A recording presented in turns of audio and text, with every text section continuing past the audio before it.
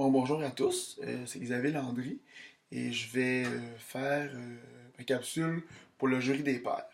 Donc, j'étais en équipe avec Olivier Berger et Marie-Lou Daou. Donc, c'est les deux personnes auxquelles je vais répondre durant ma capsule culturelle. Les femmes d'abord, je vais commencer par Marie-Lou. Je tiens à dire que tu as posé des très bonnes questions, très pertinentes. La première question, pourquoi est-il aussi important de distancer notre opinion et la matière, selon toi? Écoute, je pense que l'important quand tu enseignes, c'est la matière, c'est le contenu, c'est ce que tu dis, c'est c'est, euh, c'est ce que les jeunes doivent retenir et non pas ton opinion. Puis tu me cites, bon, euh, tu me cites dans mon auto-analyse, là, ce qui importait pour les jeunes était de connaître les programmes sociaux et non pas connaître mon opinion envers ces derniers. Bon, c'est un exemple là, assez pointu, mais c'est important que quand on est enseignant, de ne pas laisser le moins possible notre opinion transparaître parce que c'est pas ça qui importe. C'est la matière, c'est les connaissances qu'on va transmettre aux jeunes. C'est ça qui est pertinent. C'est ça qui est indiqué par le programme aussi et par notre profession.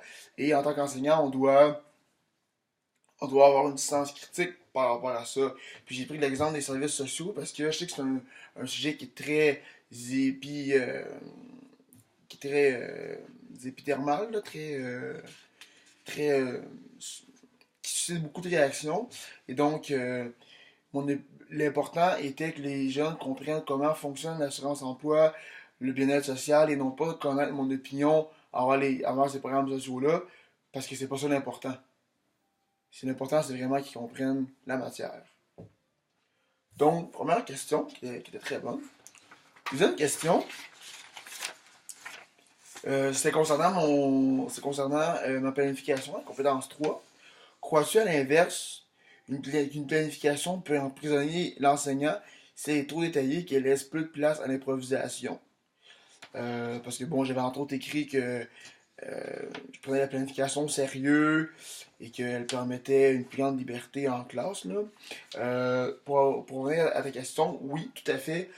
Si on a une planification trop détaillée, ça peut nous emprisonner et on peut, euh, on peut trop, je m'exprime comme ça, s'asseoir sur notre planification et on peut trop se fier à notre planification et tout l'aspect improvisation, l'aspect personnalité, l'aspect euh, inattendu un peu est complètement anéanti avec une planification qui est trop détaillée, puis qu'on va avoir tendance à trop se fier point A, point B, point C.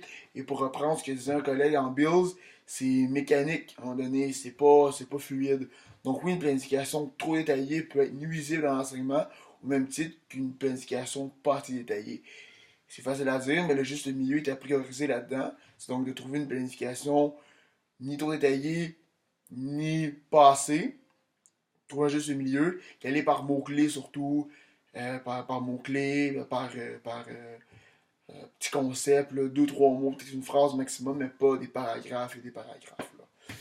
Donc, très bonne question de Marie-Lou. Je vais donc passer à Monsieur Berger, qui lui aussi a des très bonnes questions. Pas des questions pièges, mais des questions assez pointues. Là. Je vais commencer avec la première question. Tu dis qu'utiliser les termes précis comme anglo-états-unien t'a mêlé à quelques reprises. Si l'utilisation d'un vocabulaire aussi précis a fait en sorte que toi, penseur culturel, tu sois mis dans ta matière, crois-tu que cela peut avoir des répercussions sur les jeunes?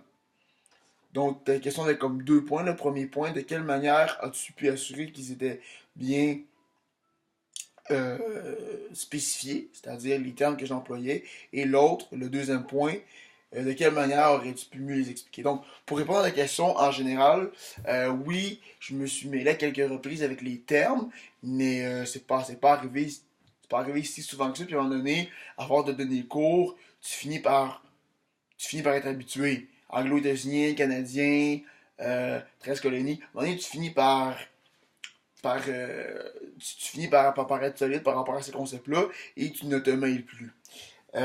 Donc ça va avec la pratique. C'est sûr qu'au début, c'est plus compliqué, c'est plus complexe un peu, mais après ça, on commence à s'habituer, puis les bons termes viennent automatiquement, là. Première des choses, donc, ça c'était ma réponse à ta question générale. Je vais aller plus point par point. Euh, Au premier point, donc, de quelle manière as-tu pu t'assurer qu'ils aient bien saisi les spécificités?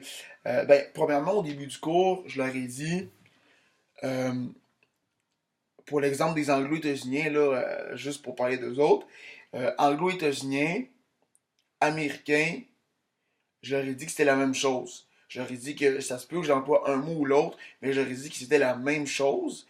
Et de surtout m'arrêter si jamais ils sont perdus dans la terminologie. Parce qu'il y avait beaucoup de mots, on passait de la province de Québec aux 13 colonies, à l'Angleterre, donc on se promenait quand même pas mal, on utilisait des terminologies différentes, donc j'aurais dit que vous m'arrêtez tout de suite si je vois que vous m'arrêtez tout de suite si vous comprenez pas, vous êtes perdu dans mes termes.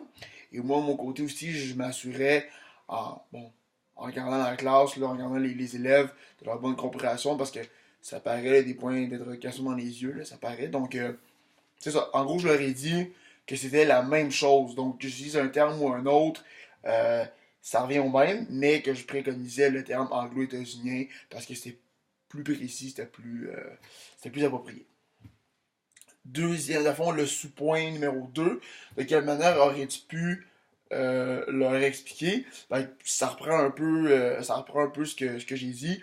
Ce que j'aurais pu faire, par exemple, c'est peut-être juste me concentrer sur un, une terminologie. J'aurais pu juste dire, ok, on les appelle les anglo-américains ou les anglo-états-uniens, puis m'arrêter là. Mais tu me connais, j'aime bien dire les mots justes, ce ne sont pas des Américains, ce sont des États-Uniens. Donc, je vais déjà habituer les jeunes à employer le mot, le vocabulaire états-unien pour parler de nos voisins du Sud et nord-américains, qui est un terme un peu fourre-tout et, selon moi, qui est pas juste pour parler des États-Unis, des habitants des États-Unis. Euh, donc, ça fait le tour pour la première question.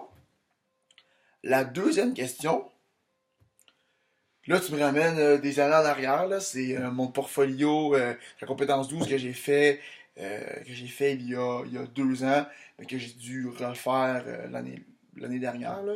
Ça fait quand même un certain temps. Certains élèves avancent plus rapidement que d'autres. Ça, c'est moi qui ai dit ça, là. À ceux-là, je leur ai consacré un peu moins de temps. Au contraire, certains autres éprouvaient plus de difficultés. Je leur ai donc consacré davantage de temps. Par souci d'équité et par respect pour la compétence 12, j'ai considéré que je devais agir comme tel. La question est la suivante. Est-ce qu'en tant qu'enseignant, il est préférable d'agir de manière équitable ou de manière égale envers ses élèves? J'adore ta question. Premièrement, je vais définir en commençant le terme égalité et équité. L'égalité, ça le dit, c'est tout pour la même chose pour tout le monde.